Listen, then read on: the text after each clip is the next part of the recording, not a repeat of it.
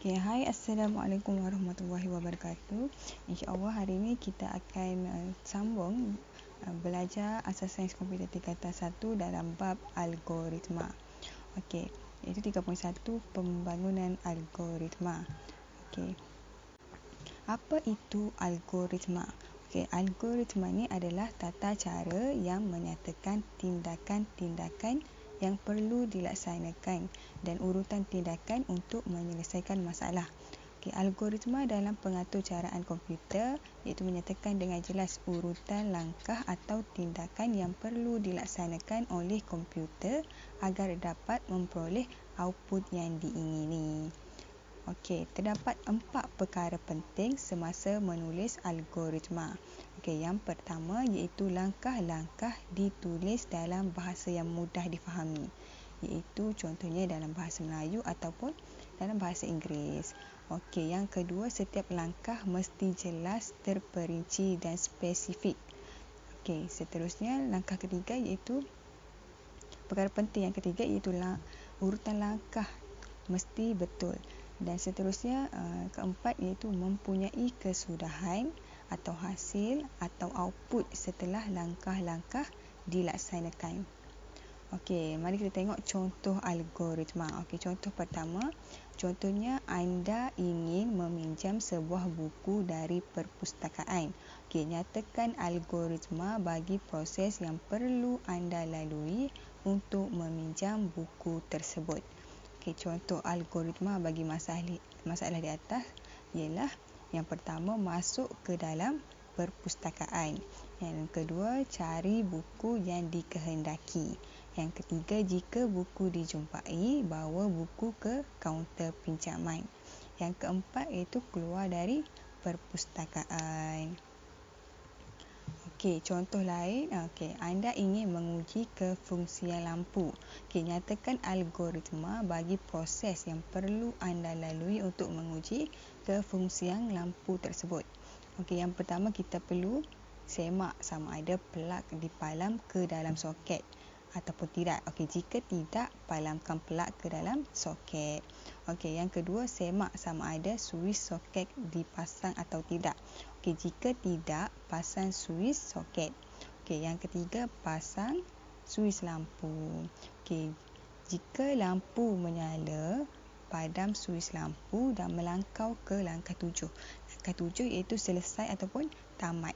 Okey, sampai situ saja kalau lampu menyala. Okey, jika tidak menyala. Okey, yang kelima, jika tidak menyala, yang lampu dipasang tu, jika tidak menyala, semak sama ada mentor terbakar atau tidak. Okey, kalau jika mentor terbakar, tukar mentor baharu. Okey, tu kalau jika mentor terbakar, tukar mentor baharu. Yang keenam, jika tidak terbakar, baiki litar lampu.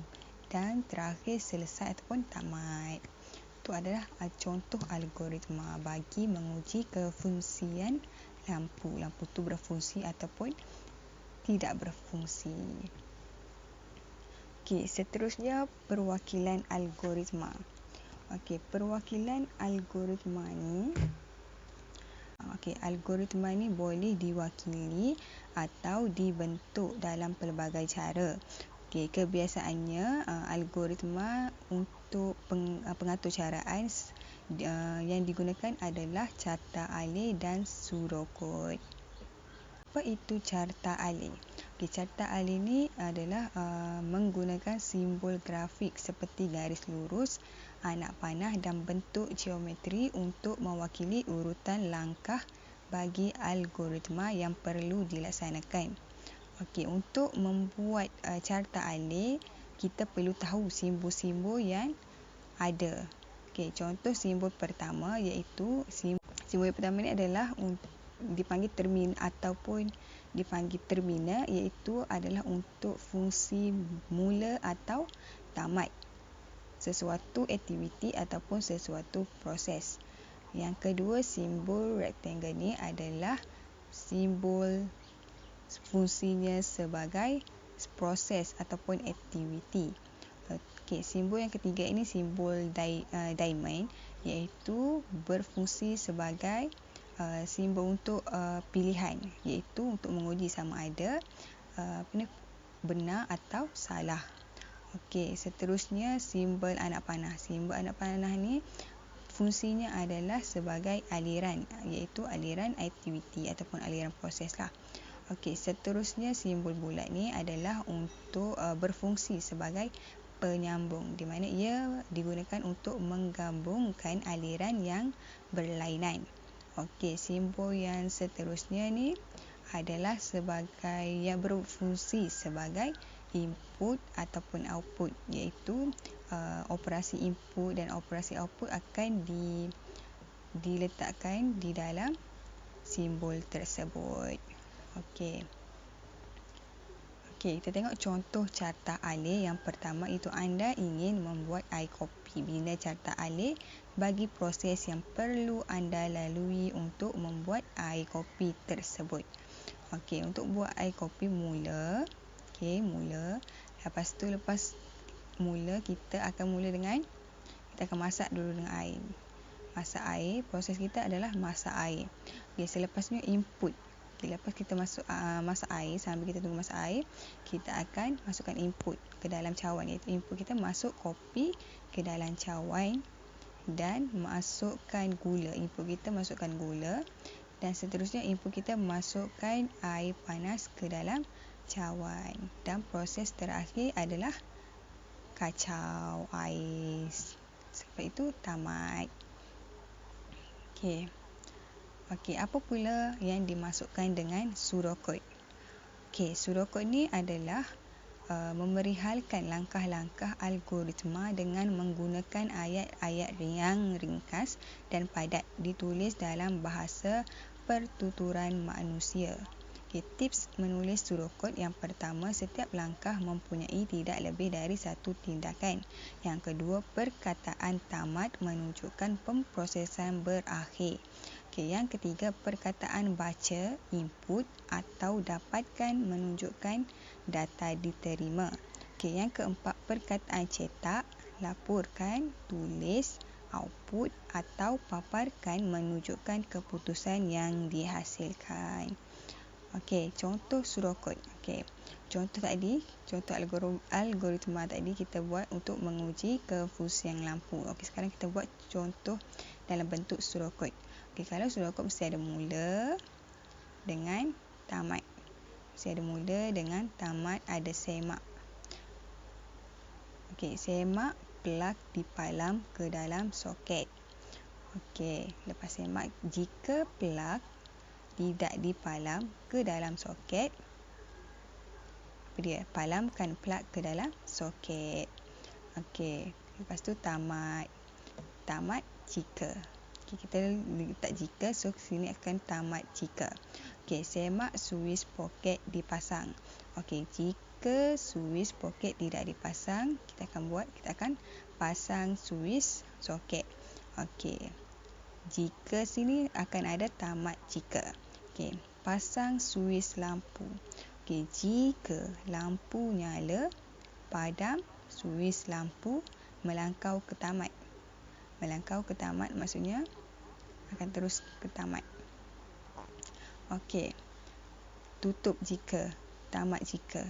Jika ni akan tamat jika. Seterusnya semak mentol terbakar. Jika mentol terbakar, kan tukar mentol. Jika mentol tidak terbakar, jika tidak,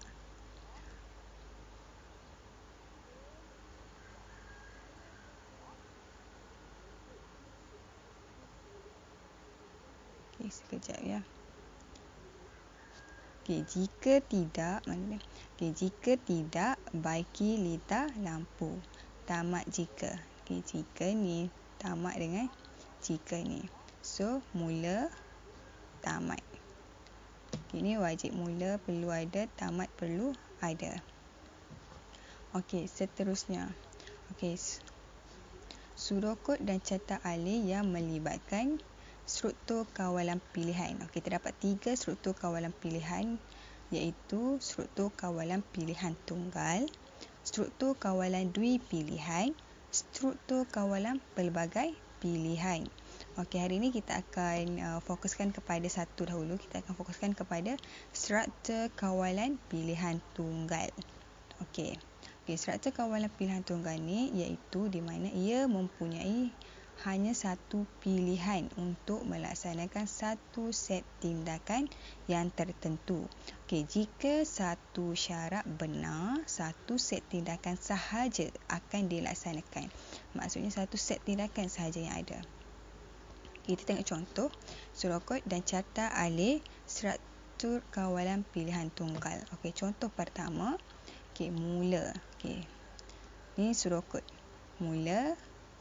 Saya kata tadi kalau surokot ada mula dengan tamat. Jadi mula dengan tamat. Okey, saya makan. Okey, saya makan ni adalah proses saya makan ataupun aktiviti saya makan. Okey, ni jika saya masih lapar. Jika saya masih lapar, ni adalah dalam bentuk diamond. Jika saya masih lapar, saya makan. Okey, jika tidak, tamat. Okey, kita tengok bentukan dia daripada surokot kita boleh kita boleh buat dia dalam carta alih. Okey, dalam bentuk carta alih sama mesti ada mula, ada terminal mula, ada terminal tamat. Okey, saya makan ni adalah proses ataupun aktiviti. Kalau proses ataupun aktiviti, bentuk dia adalah rectangle, tegak.